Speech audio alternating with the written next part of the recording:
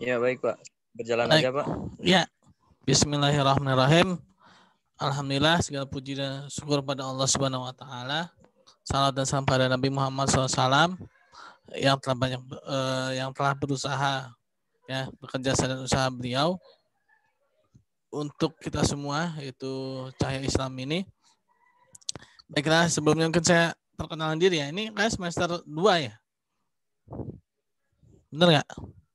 Semester 2 apa semester berapa? Apa 4? 2 ya? Halo? Semester Pak. Tapi ada satu Pak ya, atas tuh yang satu. Oh iya, masih semester 2 berarti Ya, halo. belum pernah diajar sama saya ya. Oke, mungkin Belum Pak, sedikit. baru pertama kali ini Pak. Ya, perkenalan diri itu kali ya. Nama saya Hasib Sidiki. Saya di sini Kaprodi juga sebenarnya ya. Prodi juga. Dan juga pada saat ini saya akan mengajar mengenai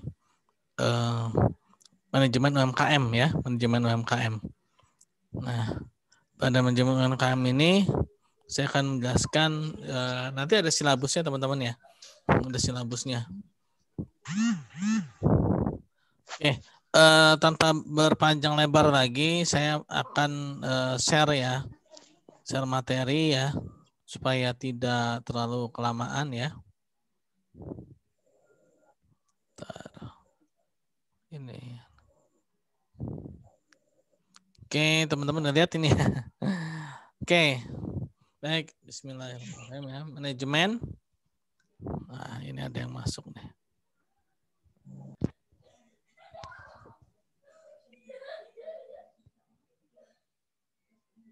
Wah, di mana loading?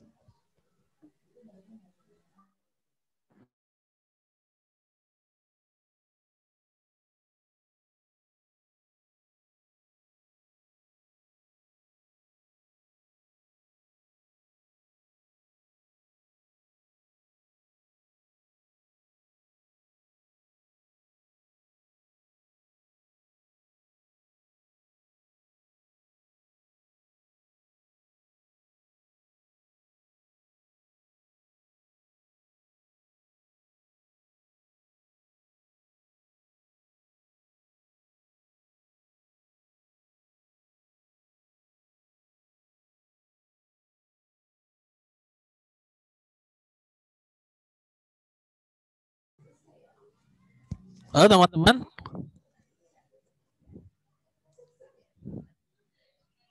Dengar suara saya nggak?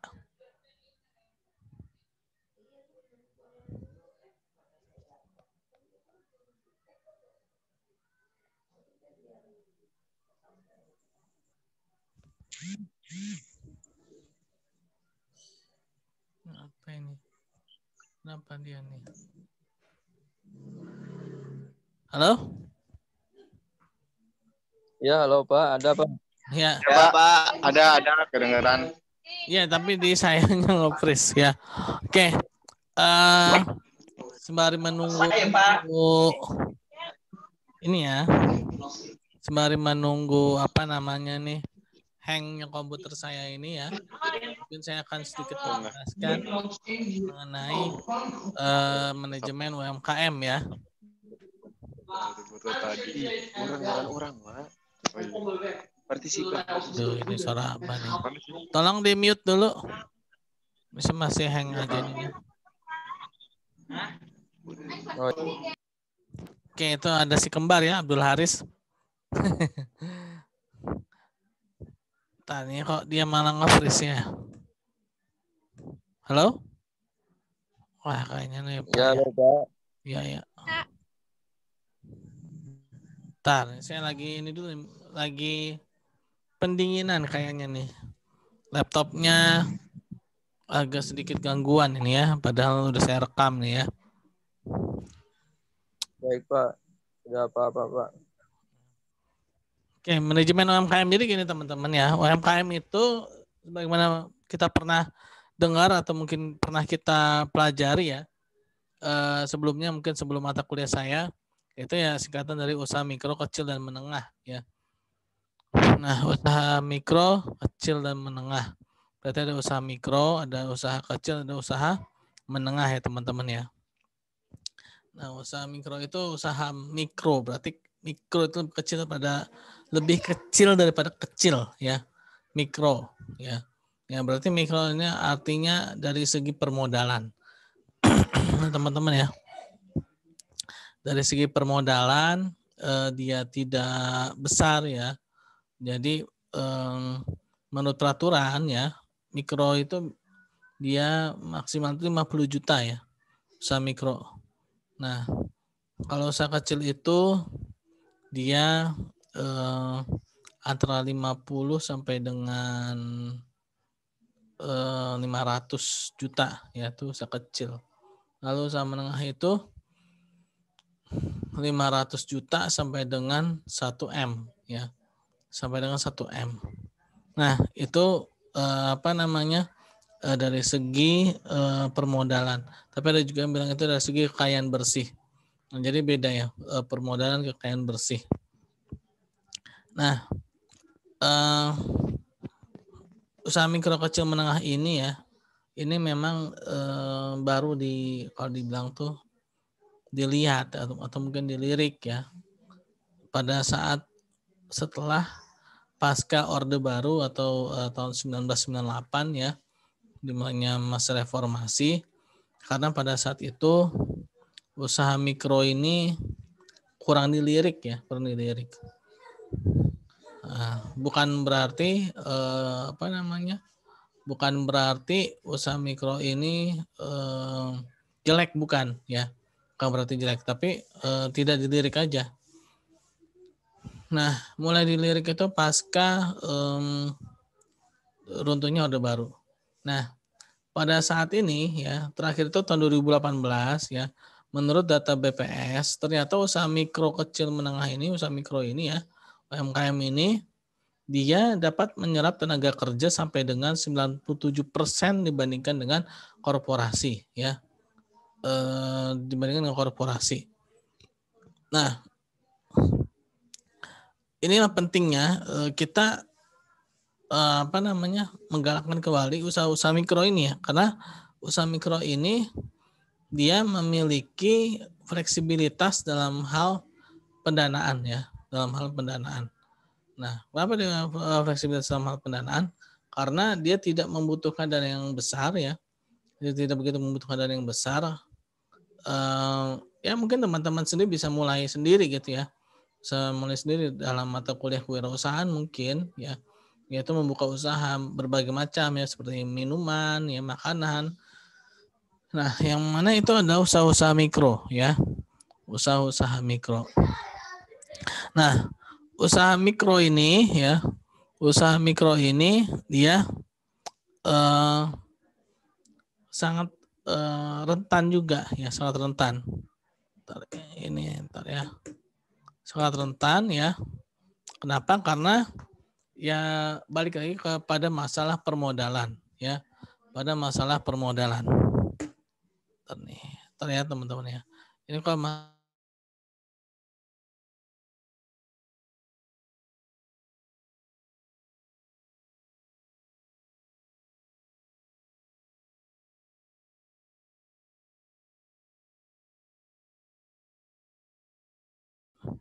oke, masih belum bisa diperbaiki juga ternyata.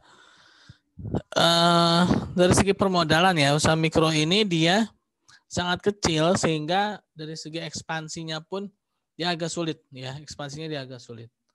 Karena memang usaha mikro ini mungkin para pendirinya atau yang mendirikan usaha mikro ini juga dia tidak berpikiran untuk ekspansi terlebih dahulu. Mereka justru lebih kepada memulainya saja dulu ya, memulai saja dulu lalu bertahan ya, eksis. Nah, dari segi ekspansi mereka memang tidak begitu memikirkan, tidak begitu memprioritaskan. Kadang kalau ekspansi itu pasti akan membutuhkan modal yang besar ya teman-teman ya. Nah, kalau dia sudah ekspansi berarti usaha mereka berarti bukan lagi usaha mikro, berarti udah jadi usaha menengah ya, usaha menengah. Oh iya teman-teman, sebelumnya minta maaf mungkin kalau ada yang nggak bisa gabung ya, ini gara-gara di laptop saya ini akhir-akhir ini mengalami gangguan ya. Jadi sering sekali hang dan akhirnya ya nggak bisa diapa-apain gitu ya. Alhamdulillah masih bisa menerima suara ya, masih bisa menerima suara, tapi di sininya ini dia benar-benar ngeblank apa istilahnya nge-freeze ya, membeku ya mungkin ini. Nah, ini saya fotokan aja ya ke teman-teman ya. Nah, saya kirim foto. Jadi tampilkan Kak PPT-nya. Ya, ini saya buat dalam PPT-nya ada, tapi ini saya sebenarnya udah buat dalam bentuk video ini. Buat dalam bentuk video tapi malah nge-freeze dia ya. Nggak bisa bergerak ya. Oke, nanti saya ini kan deh ya. Saya juga nih laptopnya ya. Nah, kembali lagi ya.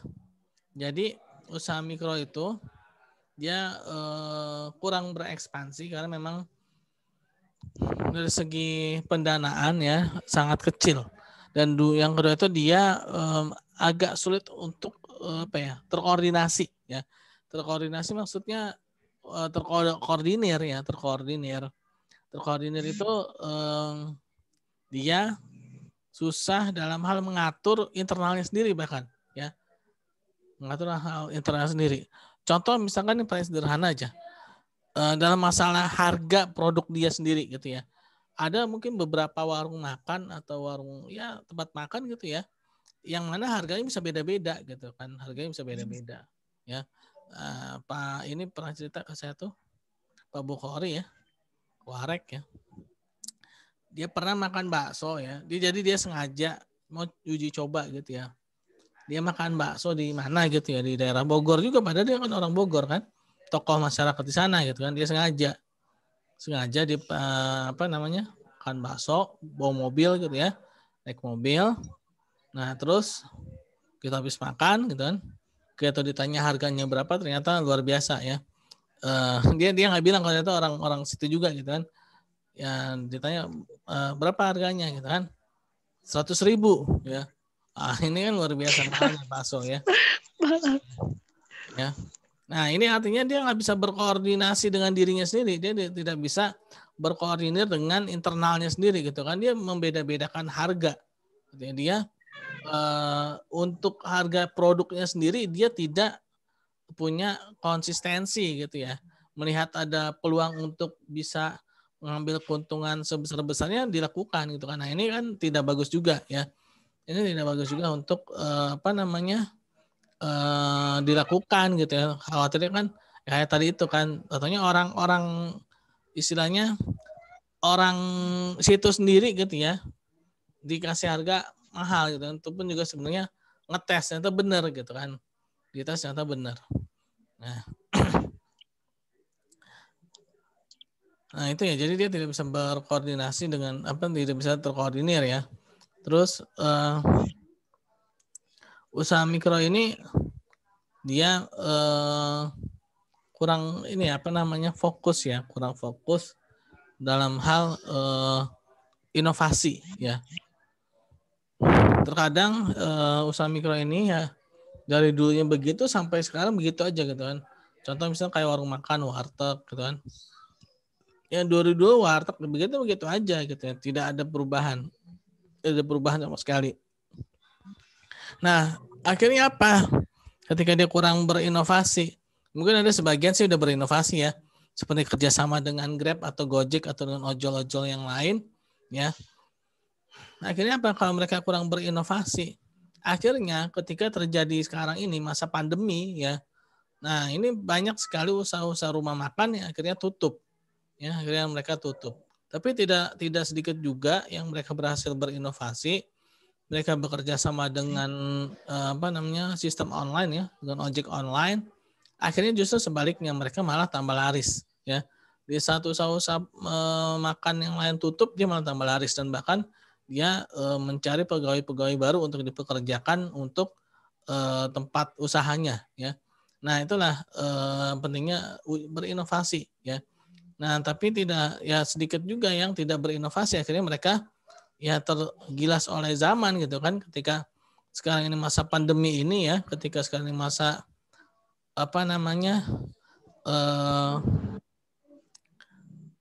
wabah ini kemana-mana gitu kan, orang tidak bisa keluar rumah ya, lebih prioritaskan di rumah saja, akhirnya ya sudah ya, pembeli mereka menurun kan, karena yang biasanya di suatu kantor, di suatu kampus rame ya, ternyata sepi sekarang kan, orang sepi. Nah, akhirnya apa? Akhirnya ya udah pembelian, daya belinya menurun ya, akhirnya dampaknya modal mereka pun akhirnya ikut turun ya.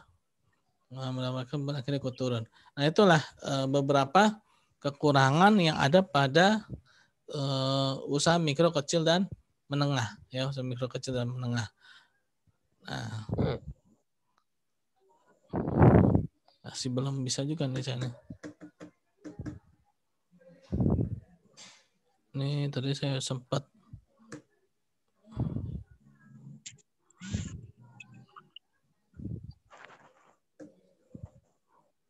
oke, udah saja close.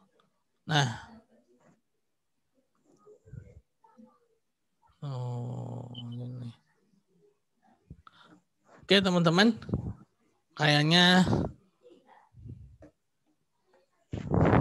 sudah berhasil saya close, tapi malah ke close semuanya ya. Teman-teman lihat saya nggak? Soalnya saya ngeblank nih. Gak ada Pak, gak ada gambar. Gak ada Pak, gak kelihatan. Iya, makanya saya juga ngeblank nih ya. Oke. Bapak ada konten Ada. kirim di WA Bapak. Iya, ada. Ya. Ya. Pak. Ya, ada. Ya. Mohon maaf ya, ini baru pertemuan pertama udah gangguan teknis ya. Memang salah satu risikonya kalau pakai online ya begini, tapi kalau offline malah justru yang ya jamnya teman-teman ini ya. Jadi kalau saya itu kan rumah di daerah Jakarta ya, rumah daerah Jakarta. Nah, perjalanan cukup jauh ya. Nah, biasanya tuh yang jam-jam segini nih, sama yang jam malam itu biasanya jadi terkorbankan yang ya kalau misalkan offline di kampus sampai malam kasihan teman-teman gitu kan. Tapi kalau misalkan saya online dan yang lainnya offline ya, yang paginya offline, yang malamnya online itu nggak kekejar ya, nggak kekejar. Jadi ya pilihannya ya kita semuanya online aja gitu kan, semuanya online aja karena juga waktunya terkejar ya. Kalau misalkan semuanya di offline kan, ya kasihan teman-teman gitu kan, karena ya harus sampai malam di kampus ya, sampai malam di kampus. Begitu ya. Oke. Bapak jadi kirim terus ya Pak? Iya, karena memang kita dalam masa wabah ini ya, pandemi ini, kita memang lebih diprioritaskan untuk online saja ya. Selain itu juga siapa? selain itu juga kan sedang diberlakukan ganjil genap ya. Ganjil genap. Iya betul Pak. Nah ini bahkan sampai roda 2 sekalipun ganjil genap ya, itu akan menjadi istilahnya apa ya, kalau kita offline jadi tantangan lah ya, tantangan, makanya kita online aja lah ya. Oke, ada yang mau ditanyakan?